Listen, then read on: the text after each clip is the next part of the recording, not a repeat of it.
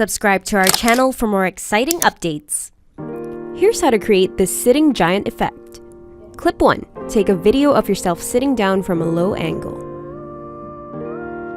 Clip 2. Take a video of a building. Download the latest version of InShot via the link in our description. Import the video of the building into InShot. Tap PIP and import the video of yourself sitting down. Press Cutout to remove the background. Resize your cutout and you'll get something like this.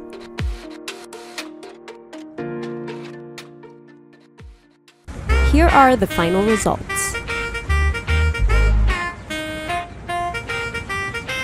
Don't forget to like and subscribe to InShot on our socials.